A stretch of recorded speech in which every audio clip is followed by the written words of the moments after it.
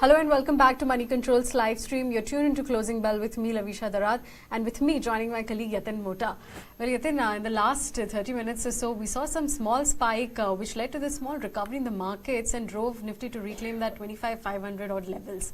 Of course, it was a very choppy session throughout the day. Swings were quite persistent in the markets given that the deadline of the tariffs is also nearing, and we also started with a fairly subdued global cues. But yes, on the levels front, Sensex up about 270 points, Nifty above that 25,500 odd levels. If you look at some of the sectoral indices, Bank Nifty, that was one of the top outperformers with about 0.5% gains that came in after some of the good business updates came in from the likes of Kotak Mahindra Bank as well. On the other hand, Nifty IT index doing well ahead of its Q1 results with about 0.3% gain, and of course Nifty Realty index doing well with about 1% gain or so. On the other hand, on the flip side, what did not do well, that included the likes of FMCG index seeing a little bit of a cool off after yesterday's good performance, and the mid cap and small cap indices that continue to underperform the benchmark indices. But yes, Yatin, lackluster trade that continues for the second straight day for the week as well. It could be US-India trade deal or even the Jane Street action which could be playing out on volumes.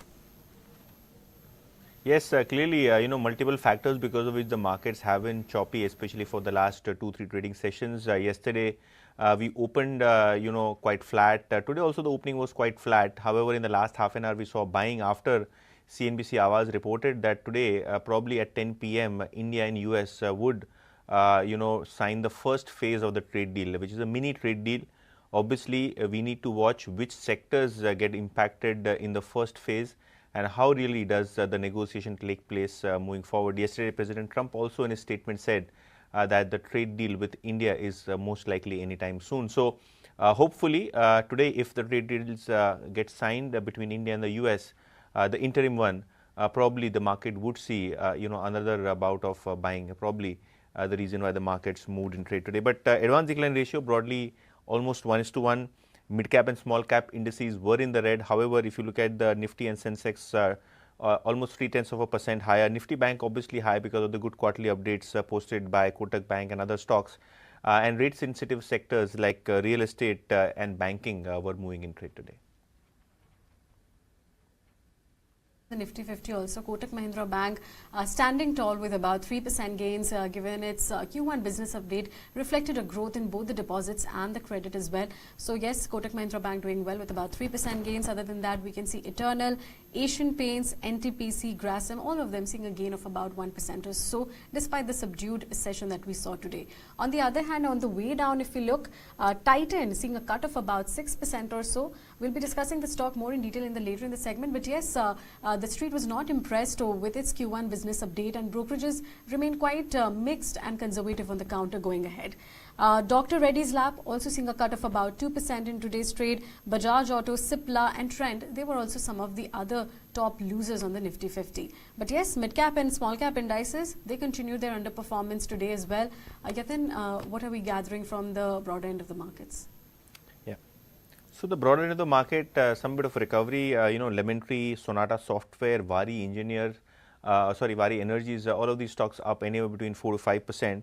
However, we look at the capital market stocks, be it Angel One, BSC Limited, some bit of profit taking there, 4 to 5% down for all of these stocks. But clearly, we also have stocks, like DB Realty, Naveen Fluorine after the QIP launch, SRF, Ramco Cement and JM Financial hitting fresh 52-week highs.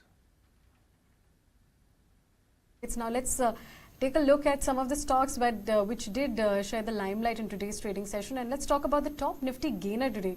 That was Kotak Mahindra Bank. The rally did come in after the lender reported a strong growth in its Q1 business update. Basically, at a time when the industry has been registering sluggish loan growth, Kotak has come out with a better performance on the credit offtake. On the figures front, we saw that the loan book has grown about 14% on a year-on-year basis, and also from a sequential perspective, loan book growth is up about 4% or so. Deposits, on the other hand, that also grew in double digits, up 15% on a Y-on-Y basis, and on a Q-on-Q basis, it was up about 3% or so as well. Now, how the brokerages have responded to this Q1 update, they've remained quite bullish because, for instance, your Morgan Stanley, they have maintained an overweight rating on the counter, and they have shared a target price of about 26.50 rupees per share. And the brokerage has said that the lender has delivered strong growth in its first quarter despite a muted macroeconomic environment. The brokerage also appreciated the bank's balance sheet expansion, even as the broader system levels trends remain quite subdued. On the other hand, we saw another brokerage firm, which is your Jefferies, that also reiterated its buy call on the counter and shared a target price of 25.50 rupees per share. And Jefferies said that the average CASA base remains stable, indicating that there is some resilience in the bank's low-cost funding profile as well. Yatin, at a time when the private lenders, like for instance your HDFC Bank has been loan book is growing at a single digit, we have Kotak Mahindra Bank whose digital business was banned by RBI a quarter back and now is getting good loan book growth. Yes, good loan book growth. In fact, the deposit growth was also impressive. So, it's a mix of both deposit growth as well as, advances growth moving higher. And as you mentioned, strong high double-digit growth is something which the market appreciated. Stock almost, 3.5% plus in trade today. That's right. Now that we have spoken about the top Nifty gainer, let's also talk about the top Nifty loser. That was your Titan, 6% downtick that came in the stock, and the pressure did come in after the Q1 business update failed to meet what the street was expecting and was even below its peers' performance. Now we did see from the Q1 update, the domestic operations grew around 18% year on year. However, a sharp rise in the gold prices from the period of May to even mid-June dented the consumer sentiment, and that led to a flat buyer growth in both Tanishq and even CaratLane. Now in this high price environment, consumers even preferred lightweight and lower caratage jewelry, and that's why we saw that the plain gold jewelry that grew in mid-teens, while the studded segment that grew in early double digits. So yes, there was a disparity between the two, and that was reflected because of the high gold prices. Now, from the main business coming to the ancillaries, that did well. If you look at the watches division, that clocked a strong double-digit growth. Eye care also grew about by 12% Y on Y. And if you look at the fragrances and even the women's bag division, that also did quite well. And even the international business, so to speak, that was also recovered from a low base. Yatin, quite an underperformance in the stock given brokerages remained unenthused about its main business. However, the ancillaries in a comparison fared better. Yes, be it the smaller ones, clearly the growth was good there. International markets also growing by nearly 49%. But Lovisha, 28% Morgan Stanley expectation in terms of jewelry growth. This time there were 2-3 parts. One, the growth came in only at 18-19% when it comes to the jewelry business. Number two, the studded share, which is the diamond jewelry share, has reduced. Not only that, the customer base has remained similar, to the last quarter or so, which the markets were anticipating that there could be some improvement. But probably, Q1 saw some volatile gold prices, despite the fact that Akshaya Tritiya and wedding season was in full swing. Growth probably disappointed, and hence the stock down nearly 5% in trade. All right. Let's also shift focus to some of the textile stocks because they were buzzing in trade today after newer set of tariffs were unveiled by the Trump administration. Like Yatin was talking about, a mini trade deal is expected, by 10 p.m. today, and that's what the CNBC TV reports have been indicating. But we did see some of the textile stocks for the likes of Gokaldas Exports, KPR Mill, Trident, Welspun Living, all of them, gain as much as 7% in today's trading session.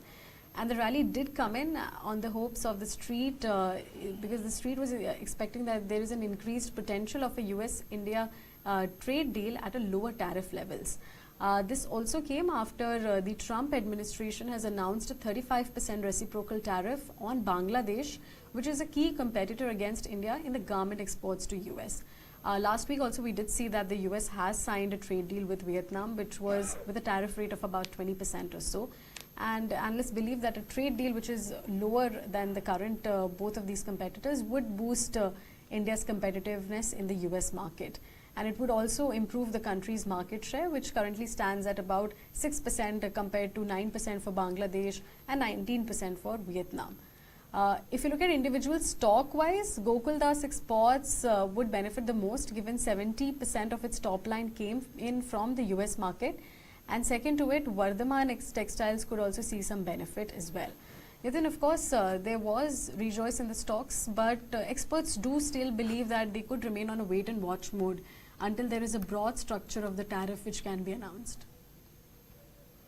Yes, absolutely. And today the mini trade deal, whether or not it includes the gem jewelry segment, the textile segment, we need to watch for that one, because both these sectors are very labor intensive sectors, and the government was very keen that labor intensive sectors should get a chance in the first phase of the trade deal. So let's see whether or not textiles, gems jewelry, all of these find way in the mini trade deal.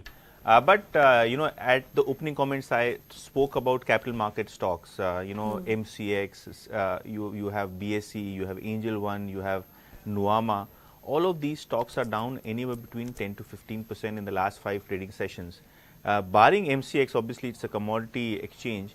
But talking purely about the equity markets, BSE, Angel One saw some panic selling after SEBI has indicated that there should be some regulations regarding the option trading. Now, CNBC TV 18 today reported, as per their source-based information, that SEBI is looking to curb the leverage, which is currently given to a lot of these institutional, traders or probably hedge funds in order to, take positions in the market. Now, in the case of Jane Street, we saw they used to have nearly 7 times the leverage. So if they bought 1,000 crores worth of equity shares, they bought 7,000 crores worth of options, and probably that led to manipulation, because the key focus area was to sell the underlying and make money in the option market. So SEBI is looking clearly at curbing these kind of speculation, these kind of manipulation in the marketplace, and that could hurt the volumes at brokerages as well as at exchanges, and hence we saw a big cut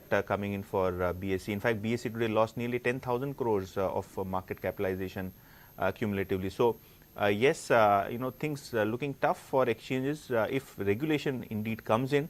But SEBI's order clearly mentions that Jane Street manipulated options. Also, the SEBI paper yesterday indicated that nearly 91% traders lose money in future and option trading. And not only that, FY25 was a year wherein the small investors and traders lost nearly 1 lakh crore rupees. Not a small sum by any means, but clearly SEBI needs to really curb such kind of speculation and unnecessarily retail putting their savings into option trading and losing money. So if you're a trader, just keep in mind this place, that 90% of trading on FNO side would make you lose the money. 9 out of 10 trades would go wrong. Let's see how SEBI really looks at the entire Jane Street matter, along with curbing the FNO speculation, especially with the retail investors. That's right. We need to watch out. This is a developing story that we need to watch out for also. And given the subdued market sentiment that we saw today as well, could be because of certain nervousness among the retail participants, which is approaching the markets at this point of time. But yes, today once again 2 days of choppy session that we have seen so far this week. Market is in search of some triggers to move ahead. And like CNBC Awaaz has been reporting that the mini trade deal could be anticipated by 10 p.m. today. So we'll watch out for that as well. But for now, we have come to an end of this edition of Closing Bell. It's a wrap from Yatin and me, and thank you for watching.